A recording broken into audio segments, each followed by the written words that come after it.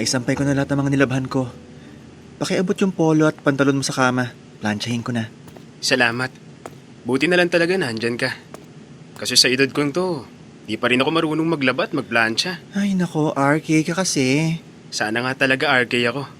Sarap buhay siguro ako noon. Pahiga-higa lang, pinagsisilbihan, di na mapapagod magtrabaho kahit kailan. Ganun naman talaga yung klase ng buhay na meron ka eh. Libangan mo lang yung trabaho mo. Di mo naman talaga kailangan magbanat ng buto. Feeling ko nga, yaya mo ko eh. Love naman, hindi ka yaya. Medyo may... Huwag mo nang ituloy. Oo na, 10 years na tanda ko sa'yo. Kaya parang bunsong kapatid na kita. Uy, nagkukusa naman ako sa mga gawain dito sa bahay. Madalas mali nga lang pagkakagawa ko. Kaya madalas ikaw na rin tumatapos. Alam mo, masaya talaga ako na nahanap kita. Kahit na minsan, ay hindi, madalas inaaway mo ko. Kuhang-kuha mo naman ako sa mga paglalambing mo. Mahal kita, love eh. Ramdam mo naman yun sa mga lambing ko sa'yo, di ba? Oo. Salamat pala nung nakaraan. Sinamahan mo ako bumili ng mga damit. Alam mo naman na kailangan ko talaga yung mga mata mo. Hindi ako magaling mamili eh. Hindi ako fashionista tulad mo. Ay, syempre naman, talagang sasamahan kita, no? Pero ang pogi mo dito sa polo at pantalon na to, ha? Tapos, paparesa mo ng black leather shoes. Super igop. Talaga? Pogi ako? Ay, oo, love. Ay, nako. Paulit-ulit tayo, ha? Kinikilig kasi ako tuwing sinasabihan mo akong pogi. Eh, kasi naman pogi ka talaga, no? Walang etos yon. Alam mo naman na pag pangit sa paningin ko, sasabihin ko talagang pangit. Kaya gusto ko na lagi mo akong samahan mamili eh. Kasi honest ka. Teka, okay lang ba talaga na ikaw magpaplansya niyan? May magagawa ba ako? Hulo, Ay, biro lang. Oo naman. Konti lang naman to eh. Tsaka mamaya ako pa kailangan mag-online. remind pala kita love na bukas after work. Pupunta ako sa reunion ng family ni Tiffany. Nakakatawa nga kasi since nag-iisang kaibigan niya raw ako, kaya sinama niya ako sa family reunion nila. Okay yan, para makagala ka rin. Kapag si Tiffany nagyaya sa'yo, go ka lang lagi. Salamat talaga love oh. You're welcome, my love. Galing mo talagang mag-alaga. Kaya mahal na mahal kita eh. Pag mahal mong isang tao, aalagaan mo talaga ng husto. Kaya ang saya ko talaga na ikaw naging boyfriend ko. Masaya rin ako na ikaw ang kasama ko araw-araw. I love you. I love you too.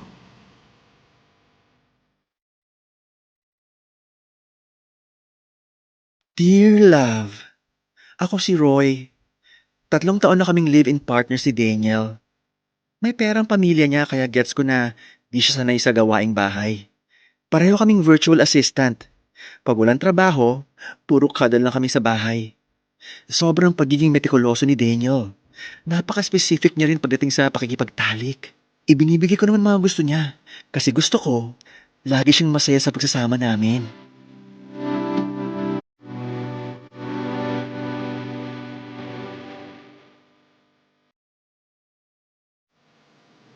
Love, ano bang problema? Bakit parang sama na naman ang timpla mo? Ang daming kalat dito sa kwarto. Naaalibadbaran ako. Ay, pasensya na. Di ko agad nalinis. Ang hirap kasi kausap ng client ko kanina eh. Naubos ako. Kahit ganun, dapat maayos pa rin tong kwarto. Tuwing magulo dito, gusto ko lang lumayas sa totoo lang. Uwi na lang muna ako sa amin. Buti pa doon, di ko na kailangan magbayad ng renta. Hindi pa iinit ulo ko dahil sa pagkaburara. Ano ba talagang gusto mo mangyari? Nakakapagod na yung ganyan ka parati. Ilang araw ka ng ganyan.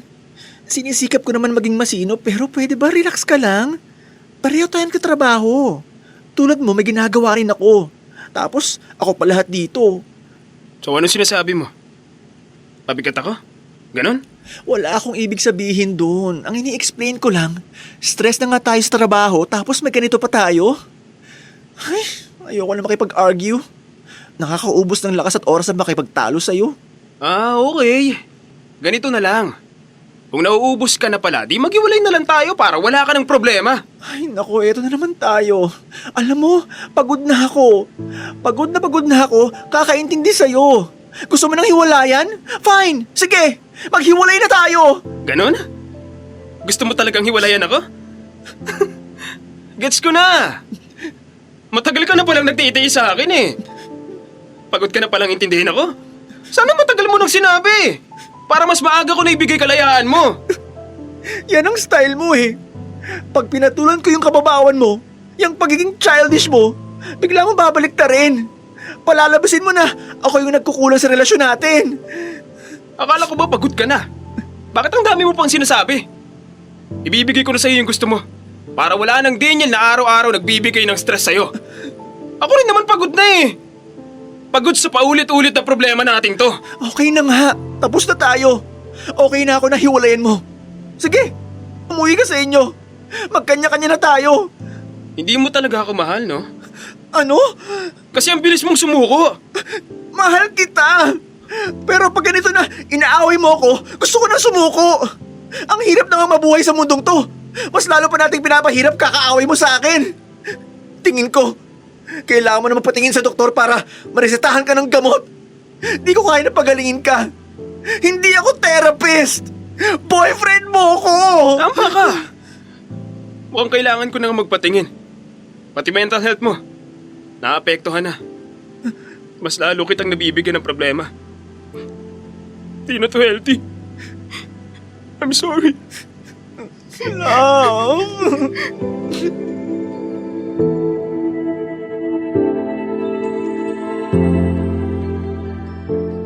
Nung pinatulan ko yung pakikipaghiwalay ni Daniel, actually, natakot ako bigla. May history kasi siya na sinasaktan ng sarili pag di niya nakukuha yung gusto niya. Ilang beses ko nang sinabi na mag-therapy na siya. Kailangan talagang maging maayos mental health niya para maging maayos din pakikitungo niya sa akin at sa ibang tao. Mahal ko naman talaga siya. Ang hirap lang niyang pakisamahan.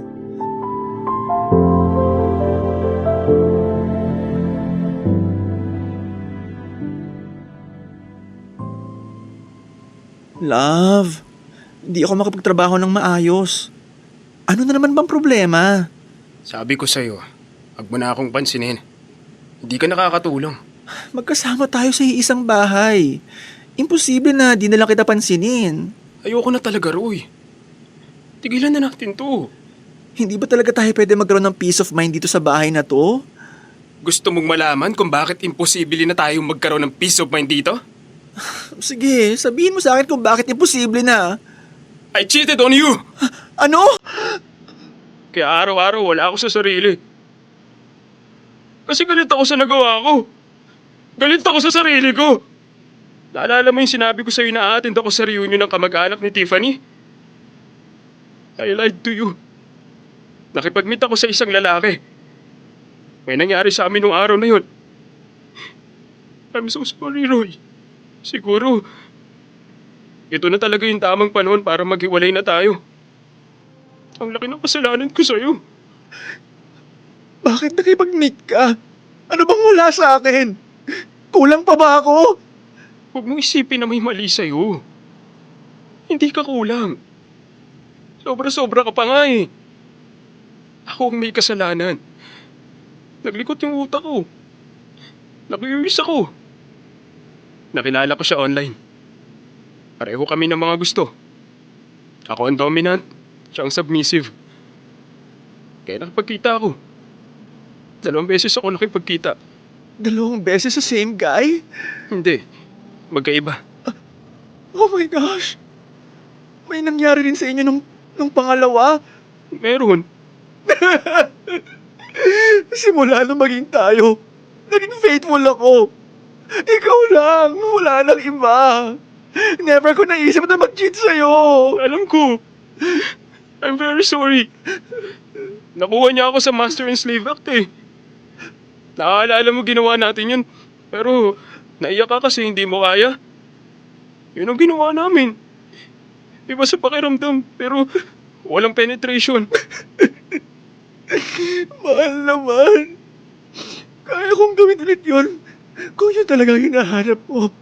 Sana nagsabi ka lang. Mahal kita. Gagawin ko lahat para sa'yo. Alam kong mahal mo ako. Wala akong duda ron. Pero hindi mo kailangan gawin yung mga bagay na hindi mo talaga kayang gawin. Alam ko, hindi na normal yung takbo ng isip ko. Matapos namin magawa yung bagay na yun, hindi ako nakaramdam ng satisfaction. Hindi ko naramdaman yung naramdaman ko sa'yo. Baka kasi pagdating sa'yo may pagmamahal. Yung sa kanila, curiosity lang. Tawag lang ng laman. Kaya sinasabi ko sa'yo ito kasi gusto kong maging tapat. Kahit masakit, kahit pagkatapos nito, iwalayin mo na talaga ako. Tatanggapin ko. Nagkamali ako ng sobra. Gusto kong intindihin kita. Pero paano naman ako? Alam ko, hindi kita naisip habang kasama ko sila. Naging unfair ako sa'yo ng sobra. Matawad. Baka ito na ang huli. Ibig mong sabihin, ihiwalayin mo na talaga ako? Siguro, kailangan natin mag-isip. Siguro, kailangan natin maghiwalay para makita natin ang mga bagay-bagay. Dahil sa ngayon, I feel betrayed. Masakit din yun. Sobrang sakit. Tsaka di pa lahat nagsisink in. Nadurog yung puso ko. Naiintindihan ko. Sorry talaga. Sana mapatawad mo ako.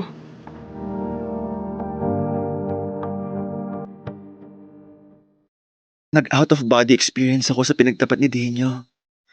Natuloy ang hiwalayan namin. Umalis siya sa tinitirhan namin. Umuwi siya sa kanila. Hindi na siya nagparamdam sa akin. Nagpatuloy ang buhay ko. Pero walang araw na hindi ko siya naiisip. Isang araw nag-message si Daniel sa akin. Sinabi niya na gusto niya makipagkita. Hindi ko alam kung bakit pero dahil marupok ako, pumayag ako sa plano. Nagkita kami sa paborito naming resto.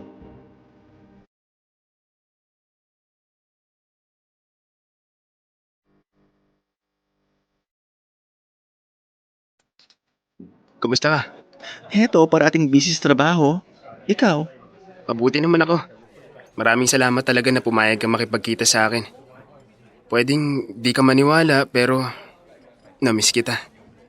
Um, 1 year na rin mula nung maghiwalay tayo. Bilis talaga ng panahon. oo nga. 1 year na wala kang inaalalang tulad ko.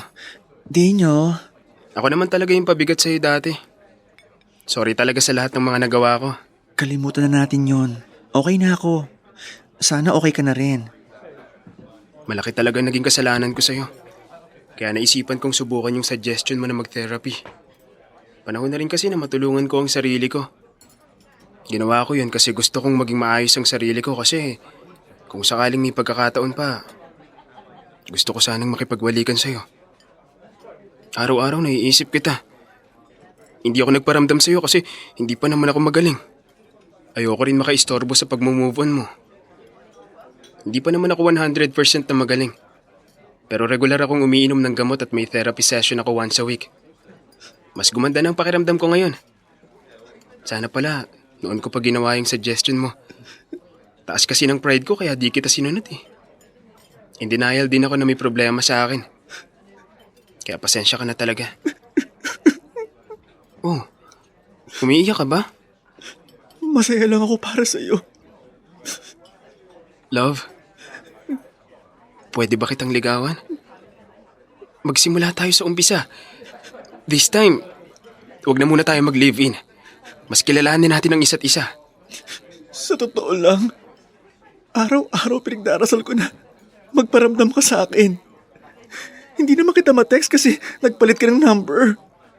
Sobrang gusto ko makipagbalikan sa'yo pero may pumipigil sa akin. Kinabahan din kasi ako. Baka umulit lang yung sitwasyon natin kung magbalikan tayo. Pero dahil pakiramdam mo maganda na idulot sa'yo ng therapy, mukhang may chance talaga na makarecover ka. Kung tatanungin mo ako, hindi naman nawala yung pagmamahal ko sa'yo. Gusto ko rin yung naisip mo, Daniel. Gusto ko rin na magsimula tayo ulit. Love, Oo. Ikaw naman tong umiiyak. ibig sabihin ba nito? Tayo na? Akala ko ba liligawan mo ako? Ay, oo nga pala. Sorry. Love, payag ka ba na ligawan ulit kita? Oo, love.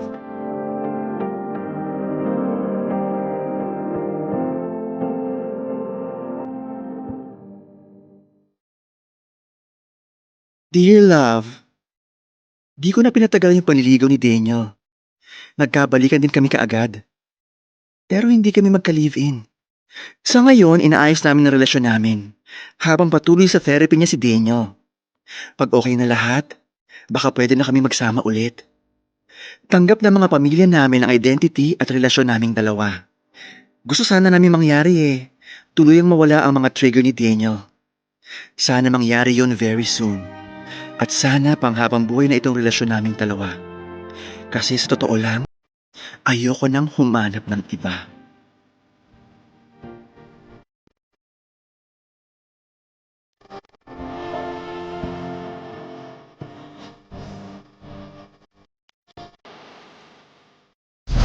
Metro's #1 Love Radio.